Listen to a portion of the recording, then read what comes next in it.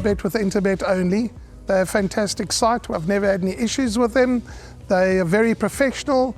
There's never a problem. You deposit money, 2 seconds later it's in your account. You withdraw, which I do very occasionally, and I believe it's also 2 seconds it's in your account.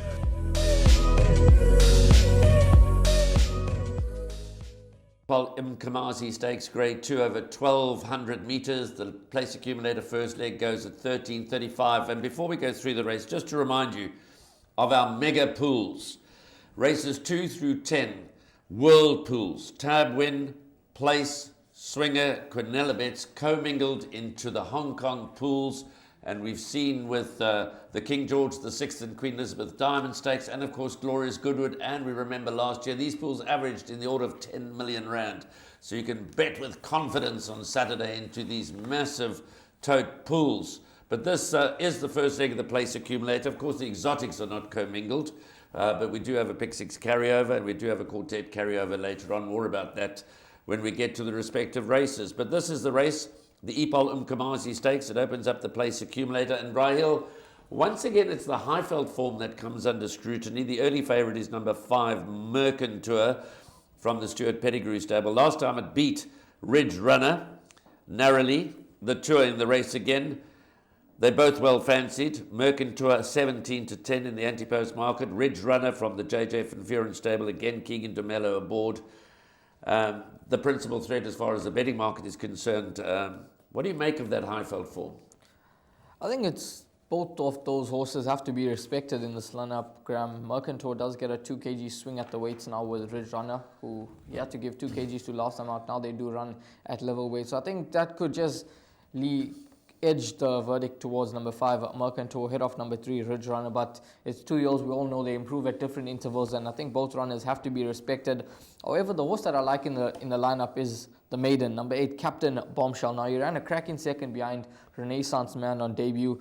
Then he was entered to run in the gold medallion. He ran 4th. He wasn't disgraced, beaten 3.5 lengths behind Thunderstruck. He hasn't been seen since, and he's had a 56-day break from the Peter Muscat yard, and I'm sure Peter Muscat would have had options, run him in a maiden juvenile plate, help him, let him get that maiden win out the way, but instead they're going straight into it. Mkhamazi Stakes a Group 2, and they're hoping that he can get the job done. And I think Captain Bombshell, he's well above average. There's a lot of talk about this horse that he's got the ability and he is something special, and I think that he's going to put his best foot forward on Saturday, and he's going to run an absolute cracker.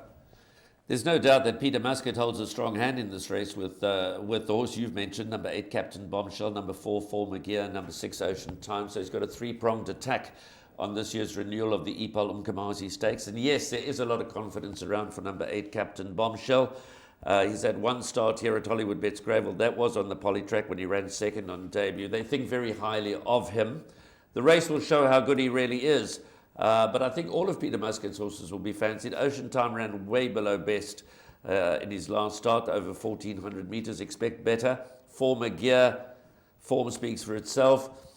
But at the end of the day, they've got to show that they're as good as these 2 Highveld raiders in the form of Ridge Runner and Mercantour. Not forgetting Sean Tarry's Without Equal, that finally got it right last time out. It's not a field with a lot of depth to it. There are only 11 runners.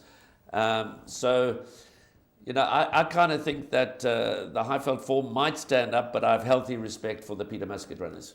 It could certainly stand up, Graham, and you have to give the Highveld form the utmost respect here. But I think the KZN runners, they're going to run their socks off here, and I think they could well take the race. So we have an interprovincial challenge, Highveld versus KZN. The Highveld challenge comes in the form of Without Equal from the Sean Tarry stable, Ridge Runner, JJ Van Vuren, Mercantour from the Stuart Pettigrew stable, and Peter Muscat has 3 live wires in the form of Former Gear, Ocean Time, Captain Bombshell. One of these should win the race. I think that certainly Captain Bombshell should run well, but I think all of Peter Muscat's horses in the race will be competitive.